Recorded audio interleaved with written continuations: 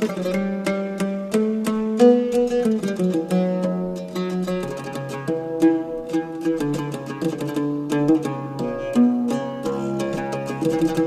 let's start and keep this discussion by the young. Let's start by the young.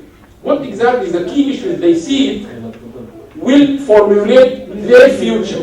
It is necessary to observe and act on their issues, the young generation issues, convince and concern. So let's hear from them as an example what their issues, what are the comments, and what is their concern about how they see the future is building up for them. I think for the future, what I'd like to see for Sudan is seeing more of the diaspora take a more active role when returning back home, working on developing more sustainable projects. I think there's a lot of hype around donations and charities and giving money, but I think it would be great for people to witness things as firsthand when they go to Sudan to visit for a month or 2 weeks, to just play a more active role as opposed to like play a more passive role.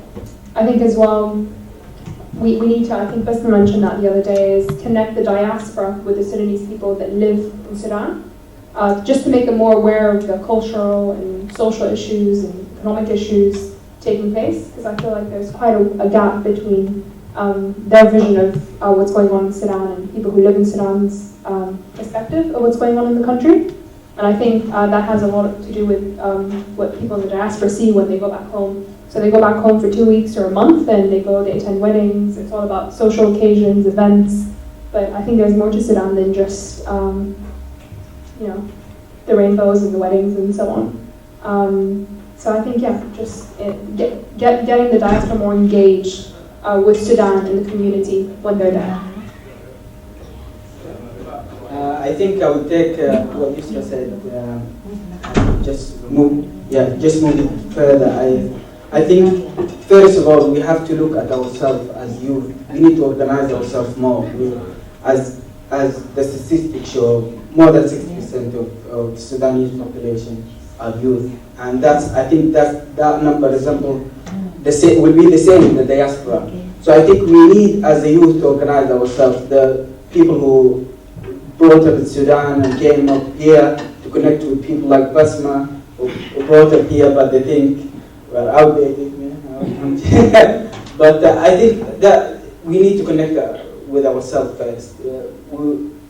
I think we have a lot of passion to Sudan. We have some of us have a lot of expertise, but we need to organize ourselves first. And then the next issue, that's the first thing. The next issue is for our senior generation. I'm not gonna say all, okay, but senior generation, I mean, to have the trust in us, because we have the abilities, we have the capabilities. We actually, some of the work is being done by us, but it's just need to be highlighted, just need to be incubated and empowered, as Professor Alam said, to get the result done. And I think empowering youth has two components, from the youth themselves and then from others around us. I'm going to take, I agree with both of you, but I also think one point that I didn't mention when I did my presentation that I think is very valuable. I actually had this discussion with Professor Hanout on Friday evening, but he was like, I haven't forgotten about the youth, I'm involved with the youth, I talk to the youth. And one of my most important things also, as well as the diaspora involving them, is almost the forgotten youth. So it's not about us who are standing here in a conference room in front of adults, it's about those youth who aren't engaged, because they make up a huge amount of the population. I think when I'm speaking about this, because me living in the UK and we just went through the Brexit thing, I spoke to so many of my friends and I was like, did you vote? Did you vote? And so many of them are like, no, I didn't vote, I don't care what happens. And that's the problem we're facing, is a lot of the forgotten youth who just aren't involved and aren't doing anything. So it's almost not just caring about them, it's caring about the people that don't know they need care. So we need to think about them as well, because it's not all about the really educated kids, it's all about those kids who aren't educated and don't know that their voice counts for anything. So we need to remember them as well, and maybe it takes us educated or well-known people to go back to the youth that don't care and engage them. So I think that's an important role to play as well. First of all, I'd just like to say thank you, Tamara and Lam, for bringing this issue to the table, because there's not enough emphasis being put on the youth, and I think that the youth needs that responsibility. They need to take on the responsibility. I mean, if you ask me about anything about the history of Sudan, I'll be honest with you, I don't know. I'm not really educated on those type of subjects. But what we need is more virtual communication. More virtual communication and more communication through social media. And I think that the parents have a role, I think the senior generation have a role in educating the youth and telling them more about the culture, becoming more in touch with your culture. I think that's really important. So yeah, I think virtual communication is really important, and learning more about the Sudanese culture so that we're able to improve the conditions. I should say that. As a young youth, I would say... Bring the microphone closer and project your voice. I know you guys, when you are alone, you shout. As a young girl, I haven't really visited Sudan much, but as a young Sudanese person, I take so much interest into the Sudanese culture. I personally want to know more about Sudan, and it's kind of difficult, seeing as now you don't really have, for example, museum. In a museum, you don't really have like a Sudanese section where you can know about its culture and its history. So now, as like stuff is more virtually, as Nafa said, everything's more virtual now, and with technology. So it's kind of better if, like, for example, you can easily, like, we all have smartphones, so it's easier to then access stuff on my phone. Because I wouldn't necessarily, like I said, if I go to a museum, I'm not going to find historical stuff of Sudan. So I think, like Nafa did say, to be virtually more connected in a way. Yeah, I definitely agree with everyone here. Just want to say about the forgotten youth. I think it's a really important point, especially in Sudan, because people don't realize how. I can only speak from the health sector because I don't know about anything else.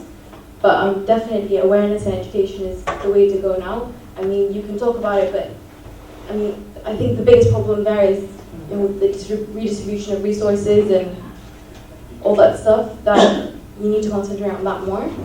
And yeah, just definitely awareness and education through social media, through however else. So, yeah. You hear about Sudan, but it is completely different Sudan. Sudan in which we were born, we live some of our part of our life until we had to leave Sudan and come here. It is very sad we're talking about Sudan now, and we become part of the diaspora. I mean, all of us, when we speak about Sudan, it is, I don't know what to express, it's devastating actually, what is happening now.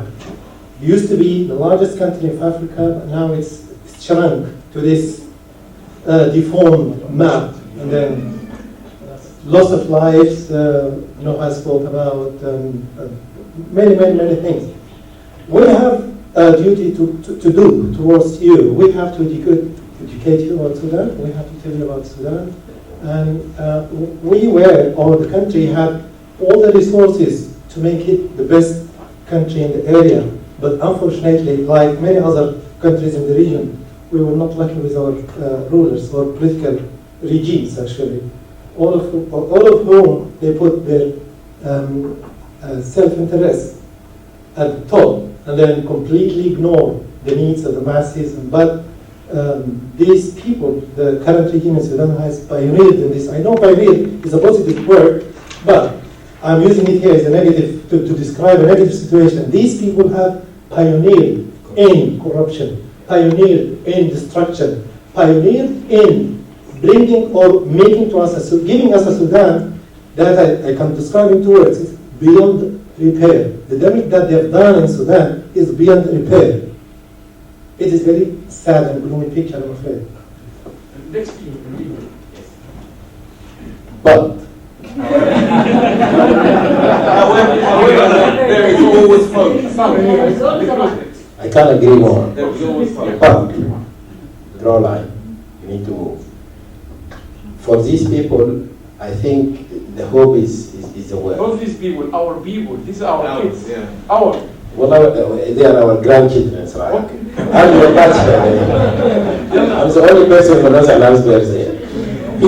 So what I'm saying is, I went to Sudan in 2009 as a lecturer, associate professor in the University of Khartoum, and at that time I had no belief in generations, like the good days are gone and all that kind of thing. Then I taught university students, then I attended this internship conference or something, and then a few more things, one of them also being an uncle for niece and nephews. One of them is Tasneem Nagi, who was here last year, did the UCL master, got distinction, got the Chevening scholarship presented here. So my belief in the generation has come back very strongly. So that's where you might allow me to say that, what you said is absolutely correct.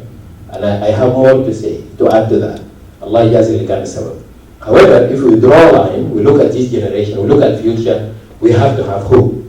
And hope should come from you. So that is a comment. I've got a simple question. Wow. You as youth, now, when somebody approaches you for solutions, what is the best way to do it? That's my niece actually. How can we do it? Because there is this combination between being cagey, running away, don't want to talk to people older than you, don't want to be told what to do, but still you're lacking basic information. Where is the balance? This is my question for the panel. You have to create a conversation between us. Yes, I'm saying, yeah. You let the professor take it down. Question clear? Yes. Professor Hulud, and then Rudy. Yeah, thank you very much indeed. That was really very interesting. I mean, it's nice to hear the youngsters, saying something of their own. The other day, I mentioned something just touch and go in my presentation about the youth and how they are alienated from their roots. They don't know what is going on. And now whatever you mentioned, I think you just confirmed my understanding. I used to play tennis with my children. And then at one point, I never thought there is a difference between me and them. And I thought I don't believe with this generation gap. Until they started to grow a bit and they become older. And I become older. And then after a while, I discovered that we have a completely, totally different way of perceiving things. And at one point, I had my daughter always, yesterday I told Basma, she just finished her biotechnology, she's finishing her master's. She visited Sudan twice. And whenever I discussed with her, she said, Dad, you don't know anything. I said, yeah, you are right, because nonsense is there. All nonsense you're in mind, I don't know, and I don't want to know. Now, I think time has come to bridge the gap between us and our children. And I feel this is where the real problem is. Sometimes the very independent mind, you set yourself up. I think this is one of the problems, your own creation. Because we live in an era, we live in which everyone depends on the computers. And even at home, they don't give us a chance. Now, cut the long story short, you need to have responsibility. Yes, you need our trust. That's absolutely correct. We need to trust you. So part of the problem is not you. It is shared problem, us and you. How can we try to share these and develop a joint responsibility and solve our problems? Please know something about Sudan. Thanks, sir. And this will help you a lot. Can you give Rudy? Yes, Rudy. Can we respond to some of Yes, them? yeah. After he will respond, and then we come back to other groups. Being of Caribbean origin, so we had the same thing. Our parents coming here to the UK and then growing up, and there appears to be the divide between those of us who were born here, so those who came over in their teens to this country, and of course the parents that remember the past back in the Caribbean, and they make comparisons. So one of the key things, I guess, in your 20s must be about what responsibilities are you taking for yourself. You've got access to the kind of technology and things that the previous generation didn't have. Your understanding of culture and where your culture comes from, it's not difficult to find that information. But some of the responsibilities must be also about mentorship and listening to elders and listening to people who've experienced things that you've never experienced in your life. So again, it's about some humility in terms of learning and understanding as well. But as you're in your 20s, definitely having your own plans about where you want to go. Because when I was in my mid-20s, I was very clear of some of the quite large-scale projects that I did, because that's the time to take a risk. So again, think of the needs of your community. So the key point is what are the needs of the young people? Then set some plans out to meet those needs. It's not difficult. And then pull on the experienced people. There are plenty of people who would mentor you. Again, you've got to have the humility to ask a mentor to support you. But have a big plan for your community. That's what I would say.